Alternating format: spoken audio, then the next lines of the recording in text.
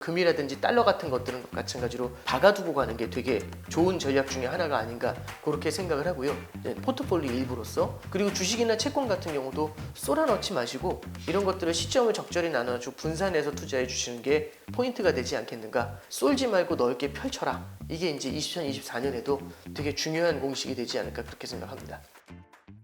이런 시기에 2024년 자산 배분 전략은 또 어떻게 접근해야 하는지, 주식, 채권, 금, 달러, 포트폴리오 비중을 어떻게 두면 좋을지 이런 네네. 것도 여쭤봐도 될까요? 2023년도를 한번 우리가 복기를 해보는 게 되게 중요한 것 같아요. 물론 주식시장은 주요 대형주들 중심으로 해서 미국 같은 경우는 7개 주식을 중심으로 해서 많이 뛰어올랐죠. 주식시장 같은 경우는 뜨거운 모습을 보였던 건 맞는 것 같아요. 그렇지만은 중간중간 휘청휘청했었던 면들은 좀 있었던 것 같고요. 금리 같은 경우는 연초 시작하고 연말하고 거의 비슷해요. 그렇지만 중간에 크게 한번 가라앉았다가 크게 한번 뛰었다가 다시 가라앉았거든요. 환율도 되게 비슷했고 그래서 자산시장 전반적으로 봤을 때는요. 큰 변화는 없었지만 연초와 연말로 가져오면 중간에 변화는 되게 크게 움직였었거든요. 이 얘기는 뭐냐면은 어떤 특정한 자세를 확신을 갖고 밀고 들어갔을 때는 낭패를 볼 수가 있다라는 네. 생각이 드는 겁니다. 그래서 저는 이제 좀 말씀드리고 싶은 게 투자하는 대상을 좀 넓게 펼치는 전략이 되게 중요하다고 보고요. 중간중간 안정적으로 성장하다가도 갑자기 휘청휘청하는 면이 나타날 수 있으니까 네. 그럴 때를 대비해 가지고 안전자산들 예를 들어 금이라든지 달러 같은 것들은 마찬가지로 박아두고 가는 게 되게 좋은 전략 중에 하나가 아닌가 그렇게 생각을 하고요. 포트폴리오 일부로서 그리고 주식이나 채권 같은 경우도 쏟아넣지 마시고 이런 것들을 시점을 적절히 나눠주고 분산해서 투자해 주시는 게 포인트가 되지 않겠는가. 쏠지 말고 넓게 펼쳐라. 이게 이제 2024년에도 되게 중요한 공식이 되지 않을까 그렇게 생각합니다. 펼쳐지는 그 가운데서도 비중을 어떻게 둬야 되는지 이런 것도 물론 이제 그거는 사람의 개인의 성향에 따라서 조금씩 차이가 있겠죠. 근데 다만 금이라든지 달러 같은 자산 같은 경우는 포트폴리오의 비중을 굉장히 좀 낮게, 그러니까 네. 뭐냐면 보험적인 자산인 거거든요. 그래서 이거를 너무 크게 가져가면은 아무래도 운용을 하실 때가 좀 복잡한 면이 생겨요. 그러다 보니까 이런 건 마치 보험 가입한다 생각하시고 보험 가입하시면은 금액을 이렇게 크게 하지 않으시잖아요. 월급에 뭐 100%를 다 보험한다 이러진 않죠. 굉장히 적은 금액으로 해서 방어막을 만들어 주시는 게 필요한 것 같다. 그렇게 조언해 드립니다.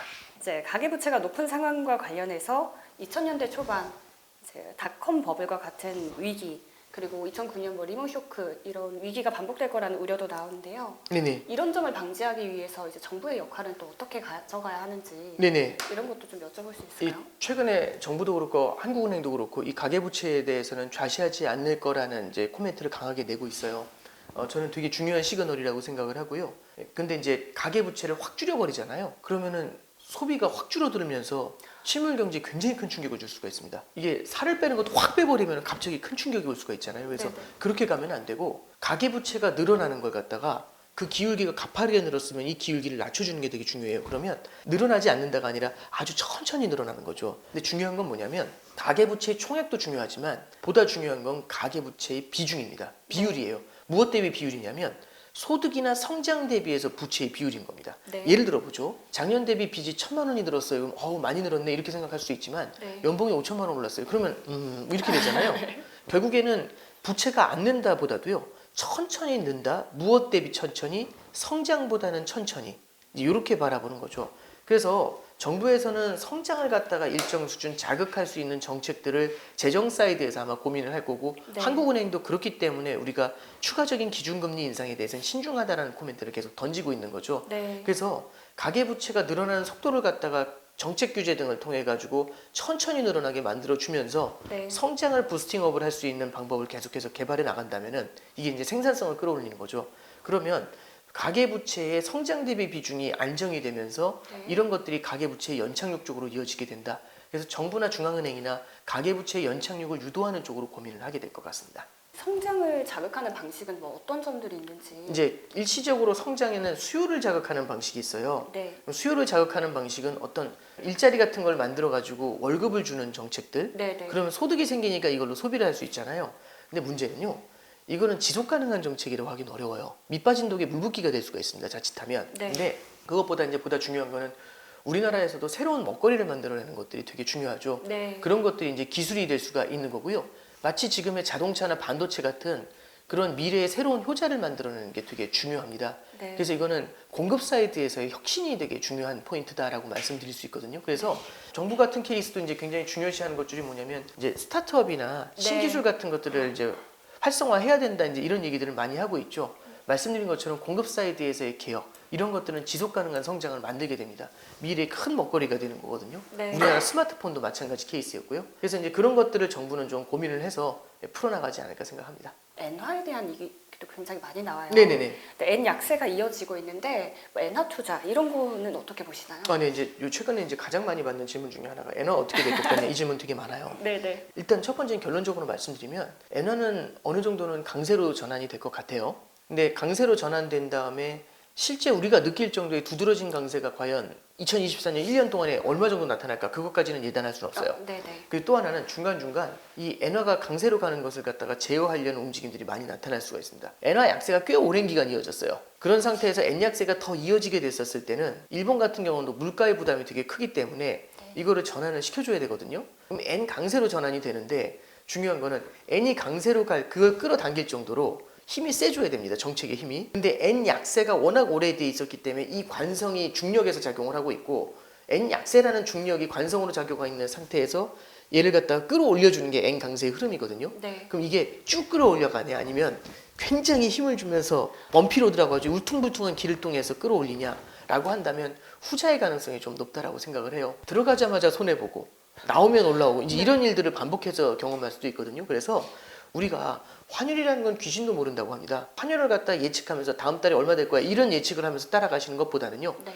그냥 꾸준히 조금씩 그 예를 들어 엔이라든지 달러라든지 이런 것들을 보험처럼 매입을 하는 그런 시점 분산의 전략으로 접근하는 게 좋지 않겠나 싶습니다. 그 연령대별로 사회 초년생, 3, 40대 중장년층, 그 은퇴 이후 노년층 이렇게 자산 전략을 나누어서 혹시 네네. 권해주실 수 있으실지. 네. 투자를 할 수밖에 없는 시대인 건 맞아요. 저도 마찬가지로 이 분산 투자가 되게 필요하다라고 생각을 하는데 초년생 분들은 되게 그러시더라고요.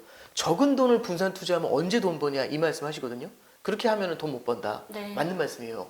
근데 이게 생략된 게 뭐냐면 짧은 시간 안에 큰 돈 못 버는 거죠. 긴 시간 동안 보면은 어쩌면 그게 되게 효자가 될 수가 있어요. 그러니까 조금씩 빌드업을 해나가는 거거든요. 포트폴리오라는 건. 근데 짧은 시간에 큰 돈을 벌어서 이렇게 밀어 올려야지 무언가 될 것 같다라는 조급함이라는 게 분명히 존재하고 이런 것들은요. 위로 세게 올라가는 그런 자산들을 갖다가 과하게 투자하는 문제를 만들게 돼요. 근데 이게 어떤 때는 또 반대로 꺾여버리는 문제가 생길 수가 있죠. 네. 그래서 이제 저는 좀 그 초년생 이런 분들한테 좀 말씀드리는 게 뭐냐면 분산 투자가 되게 중요하다라는 생각이 1번이고요. 네. 이제 두 번째는 그 질문을 만나요. 그러면 금액 그렇게 크지도 않은데 이걸 갖다 여러 개 나누면 무슨 의미가 있냐? 네. 뭐 1억 있으면은 이거 뭐 여러 개 나누는 게 의미가 있지만 뭐 예를 들어서 100만 원 갖고 뭘 나누라는 게 말이 되냐? 네. 저는 말이 된다고 생각을 하는 게 이런 거예요. 분산 투자를 하면서 각각의 자산들이 움직이는 것들을 매일매일 지켜볼 수가 있겠죠. 뉴스에 따라서 얘네들이 어떻게 반응하는지를 계속 볼 수가 있거든요. 그런 것들도 학습이에요. 우리가 무언가 연습을 할 때 큰 금액을 걸고 연습을 하는 게 좋나요? 작은 금액으로 연습을 하는 게 좋나요? 작은 금액으로. 당연히 그렇지 않아요? 그럼 1억 모은 다음에 연습하실 거냐라고 질문할 수가 있는 거죠. 아, 그 전에 미리 연습도 많이 해야 될 것 같지 않으세요? 맞아요. 내 돈이 걸린 건데 그럼 100만 원대부터 연습해야 되지 않을까요? 저는 그렇게 생각을 합니다. 그래서 젊은 분들 같은 경우도 투자 자산 쪽에다가 웨이트를 높게 가져가시는 거 저는 긍정적이라고 보는데 대신에 하실 때 여러 자산들을 좀 깔아놓으면서 그런 투자 자산들이 어떻게 움직이는지에 대한 학습을 하시는 게 되게 중요하다고 생각합니다. 네. 그리고 그런 학습은 무엇을 위한 거냐면 먼 미래에 큰 돈을 모으셨을 때 그 돈을 굴릴 수 있는 그 능력을 작은 금액에서부터 빌드업 해나가시는 게 되게 필요하시다고 생각을 해요. 그리고 이제 노년층 같은 케이스는 네. 결국에는 월별 현금 흐름이 되게 중요합니다. 젊은 층하고 달려서 이 노령연금 같은 게 되게 중요하고 생활비가 고정적인 생활비가 필요한 경우들이 많이 생기시죠. 근데 이런 분들이 큰 금액을 갖다가 일시에 투자를 하셨을 때는 그게 손해가 나잖아요. 근데 월별로 들어오는 현금이 없으면 굉장히 패닉에 빠지시더라고요. 네. 그러면서 별로 안 좋은 타이밍에 정리를 해야 되는 그런 고민들을 좀 많이 하시게 돼요. 그래서 저는 꼭 좀 드리고 싶은 말씀이 월별로 필요하신 현금을 확보할 수 있는 전략을 먼저 확보를 해놓고 요즘 보면은 그 ETF 같은 경우도 월지급식 같은 것들 있잖아요. 네. 그래서 월별로 꾸준한 현금 흐름을 가져올 수 있는 그런 형태의 투자 자산들로 월별 현금 흐름을 고정시켜 놓고 나머지를 가지고 조금씩 불려나가는 전략을 고민하시는 게 되게 필요하다라고 생각을 합니다. 그리고 이제 결국에는 지금 이제 사회를 많이 경험하시고 계시는 분들은 투자를 하실 때 개개인의 투자 성향이라는 게 있잖아요. 그것 때문에 제가 어떤 식으로 비중을 가져가시는 게 좋다 이 말씀 드리기는 어렵지만 그래도 핵심은 있는 거죠. 앞서 계속 말씀드렸던 것처럼 쏠려가는 투자에 대해서는 경계하자. 네. 그런 것들에 대해서만 조언을 분산하는 드려봅니다. 데서. 네. 오늘 오건영 신한은행 WM 사업부 팀장님 모시고 이야기 나눠봤습니다. 팀장님이 해주셨던 거시경제 이야기 도움이 되셨다면 구독과 좋아요 눌러주시면 감사하겠습니다.